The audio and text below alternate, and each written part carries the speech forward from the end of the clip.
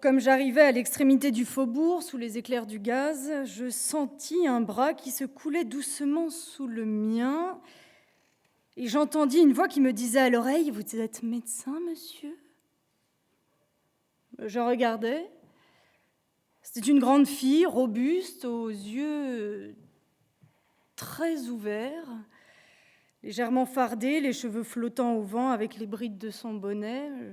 Non, je ne suis pas médecin, laissez-moi passer. » Oh, si, vous êtes médecin.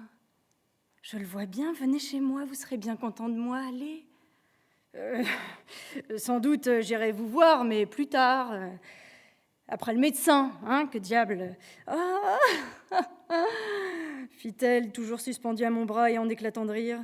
Vous êtes un médecin, un drôle de médecin. J'en ai connu plusieurs dans ce genre-là, venez. Bon, j'aime passionnément le mystère, parce que j'ai toujours l'espoir de le débrouiller. Je me laissais donc entraîner par cette compagne, ou plutôt par cette énigme inespérée. Quelques instants plus tard, me tutoyant, elle reprenait son antienne et me disait « Tu es médecin, n'est-ce pas, mon chat ?» Cet inintelligible refrain me fit sauter sur mes jambes. « Non !» criai-je, furieux. « Mon chirurgien, alors ?»« Non, non, à moins que ce ne soit pour te couper la tête. » Mais, lui dis-je, suivant à mon tour, moi aussi, mon idée fixe, « Pourquoi me crois-tu médecin, hein ? Oh, c'est que tu es si gentil et si bon pour les femmes. » Singulière logique, me dis-je à moi-même. Oh, je ne m'y trompe guère, j'en ai connu un bon nombre. J'aime tant ces messieurs que, bien que je ne sois pas malade, je vais quelquefois les voir, rien que pour les voir. Il y en a qui me disent froidement, vous n'êtes pas malade du tout. Mais il y en a d'autres qui me comprennent parce que je leur fais des mines. Et quand ils ne te comprennent pas... Oh, dame, comme je les ai dérangés inutilement, je laisse 10 francs sur la cheminée. Oh, c'est si bon et si doux, ces hommes-là. J'ai découvert à la Pitié un petit interne qui est joli comme un ange et qui est poli et qui travaille, le pauvre garçon. Ses camarades m'ont dit qu'il n'avait pas le sou parce que ses parents sont des pauvres qui ne peuvent rien lui envoyer. Cela m'a donné confiance. Après tout, je suis assez belle femme, quoique pas trop jeune. Je lui ai dit, viens me voir souvent. Et avec moi, ne te gêne pas, je n'ai pas besoin d'argent. Oh, mais tu comprends que je lui ai fait entendre ça par une foule de façons.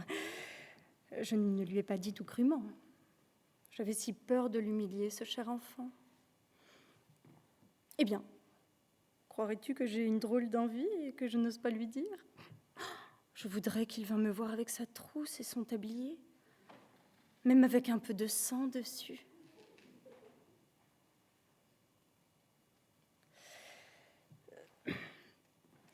Moi, m'obstinant, je repris. Peux-tu te souvenir de l'époque et de l'occasion où est née en toi cette passion si particulière ? Difficilement, je me fis comprendre, enfin j'y parvins, mais alors elle me répondit d'un air très triste et même autant que je peux me souvenir en détournant les yeux, « Je ne sais pas, je ne me souviens pas. » Ah, quelle bizarrerie ne trouve-t-on pas dans une grande ville quand on sait se promener et regarder, hein ?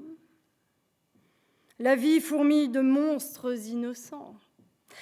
Seigneur mon Dieu, vous le Créateur, vous le Maître, vous qui avez fait la loi et la liberté, vous le souverain qui laissez faire, vous le juge qui pardonnez, vous qui êtes plein de motifs et de causes et qui avez peut-être mis dans mon esprit le goût de l'horreur pour convertir mon cœur, comme la guérison au bout d'une lame, Seigneur, ayez pitié des fous et des folles.